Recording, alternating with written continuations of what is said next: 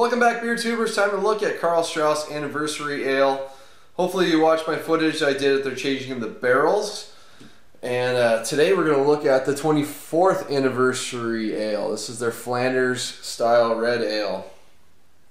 They're calling it Sour Red Ale aged in oak barrels. This is sort of like their tribute to the Flanders-style Sour Red Ales over in Belgium. So it says that it was oak aged, but then they did blend in some fresh beer too. So, which is kind of what they do in Belgium as well. So it poured out with about a finger of head. It's kind of fizzled away.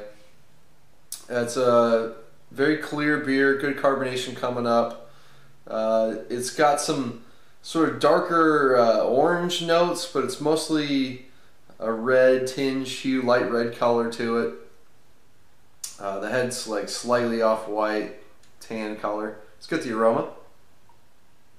Whoa, that's a lot of tartness on the nose. Cherries, big time cherries. First thing I get. Definitely like a floral red wine. Pomegranate, that kind of thing. Wow, that smells very unique. I haven't had a Flanders red smell quite like this one. Definitely some oak underneath, a little bit of vanilla. You can tell that it's been in barrels that have a little more oak character than what they would traditionally use in Belgium. Yeah, it's got very unique aroma to it. So let's dig in. Cheers.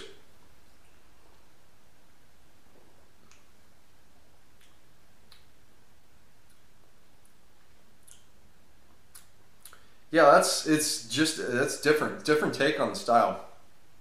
Up front, you definitely get a lot of tartness. It's not quite as mouth-puckering tart as I'd like it to be, but some nice tartness up front, and it finishes with some malt in the back end. First thing I noticed that's kind of like difference between this and say a Rodenbach is it doesn't have that more red wine vinegar note to it. This one's much more fruitier. There's a little bit of vinous character, but it's not as intensely vinous. It's a little more brighter fruit character than traditional style. So up front you get some nice cherry-like tartness. That pomegranate comes through again, like because pomegranates can be pretty tart as well. So it has that kind of real fruit tartness to it. A little bit of a lemon type of sourness coming from the bacteria as well. So it's a little lemony mix underneath all that. So that takes care of the front of the tongue. The back end is more malt character. I'm getting some nice breadiness to it, that kind of really toasty, bready character. There's a touch of caramel note in there as well, but not too much. And then it finishes dry. You get some of those oak tannins and vanilla character coming into play.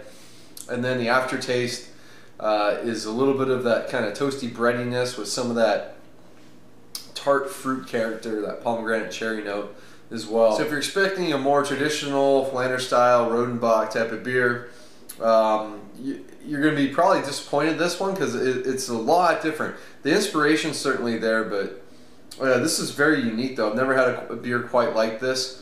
It's a lot different from anything like Duchesse or what was it, like Cuvée de Jacobins, you know, those type of beers. This one's quite a bit different. So it's a different take on that sort of traditional style, and did a pretty good job with it. I'll go B on this one. It's definitely above average. It's unique. Give it a try. Just wish it was a little more tart, had a little more of that more traditional red wine sort of vinegar note to it, a little more puckering. But then again, I'm really into sour, so some of you trying the style for the first time, it might be even a little too tart for you. Hard to say, but certainly worth picking up a bottle of if you can find it. Karl Strauss 24th Anniversary Flanders-style Red Ale. Oh, I forgot to get the ABV. It's 7.5%, so it's a little on the higher side for which typically is around like 6% or so for the traditional ones. But yeah, interesting beer. Check it out. Until next time, please comment and subscribe. Cheers.